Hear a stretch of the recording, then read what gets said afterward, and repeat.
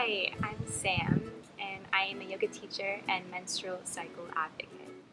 I'm going to talk about ways we can adjust our yoga practice, but really our lives, to our cycle. We live in this strange world where, as women, we pretend that we don't menstruate, or that we aren't operating on a cycle. If we are on our periods, we don't adjust anything in our lives to accommodate our different needs at this time. We keep going no matter what. This is really one of the many outcomes of living in a male-dominated world. We're expected to function like men, but we don't. Whereas men function on a 24-hour cycle, creating most of their testosterone while sleeping, which is then used and depleted the very next day. Women, on the other hand, function on a 28-day cycle and experience 4 distinct hormonal trends throughout each month. So depending on the phase that you're in and the hormones produced in that phase, you will experience your life and reality in very different ways. But the cool thing is that each hormonal trend brings specific heightened abilities, talents, insights, and skills. So the idea is that if we can, use our cycle and use our hormones to our advantage, we can optimize our lives and be our most productive, our most creative, efficient, happiest, healthiest, balanced selves. Our first phase, the follicular phase, which happens just after menstruation, we can feel like a sense of revival and a spark in our energy levels. Here, our hormones are all pretty low, but estrogen and follicular stimulating hormone begins to rise. This has the effect on the brain of making us feel more open to trying new things, to new experiences. It's a great time to set an intention or goal. Our brainstorming and creativity abilities are really high at this point. So our yoga practice can reflect that. We have the energy and the will to do a more dynamic, strong practice with strong standing poses and inversions and core work, or just going for that hard workout.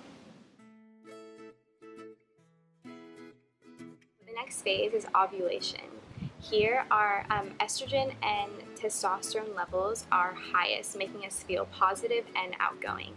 It actually triggers the communication center of the brain, so our verbal and social skills are at their best. So if you have to give a presentation at work, do it when you're ovulating, or go on a date. Our outward expression is at its peak. Because we're hormonally supported to feel more open to connections, we can include gentle heart-opening poses and back bends. Also, inversions and twists are a great idea at this phase because they help to balance the hormones and nourish the pituitary gland. The premenstruation or luteal phase. This phase is a pretty bad rap, and it makes sense why. It can be a really difficult time for a lot of women. In the first half of the phase, our estrogen, testosterone, and progesterone levels are flooding the brain, making us feel really energized and have good stamina. Progesterone actually has the effect on the brain of wanting to bring things to completion, to finish tasks, to get things done.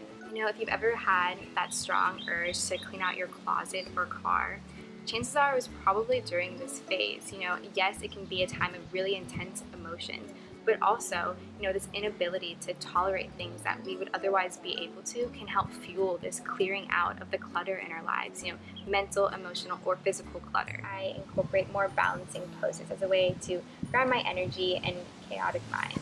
I use toe balance and tree pose.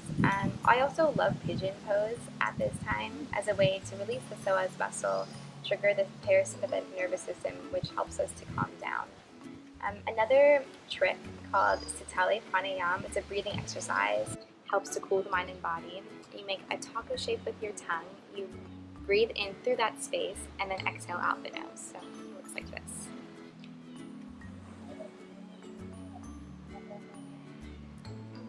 If you can't make a taco shape with your tongue, no worries.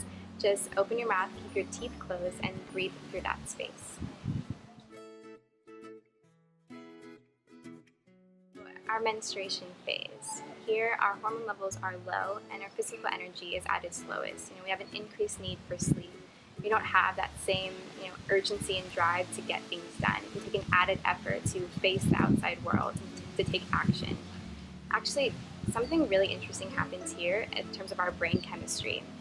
We have a maximum cross communication between the right and the left hemispheres of the brain. So our evaluation and reflection skills are optimized and our intuition is strongest.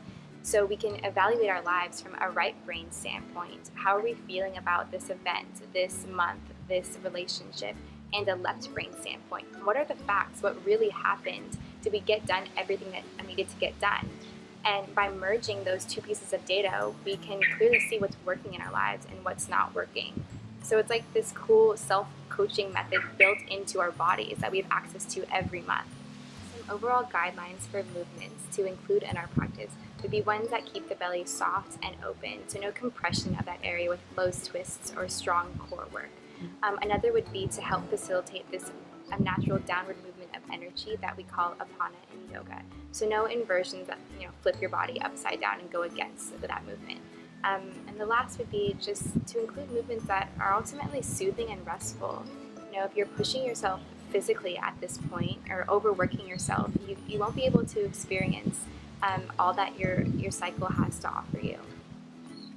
So another note is that if you are using hormonal birth control, which prevents ovulation from taking place and gives you a false period, you also won't experience all that your cycle has to offer you. I was on the pill for years, and I can't tell you, how much more balanced and healthier I overall feel. So it's another topic for another video, but I really urge you to educate yourself on what it's doing to your body and on the other methods that are more natural and non-hormonal, because they do exist. So what I'm proposing is a new perspective on our cycles, a rethinking of this process that we've been socialized to dread and to hate or be ashamed of, a process that is really the reason why every human on this planet is alive. So our cycles are governing us no matter what. And we can either choose to live in tune with it, or we can ignore it, suffer through it, and miss the complete magic that it has to offer us. Our cycles can be our greatest teachers, and it's all contained within ourselves. It just takes listening to the messages that it's providing to us all day, every day.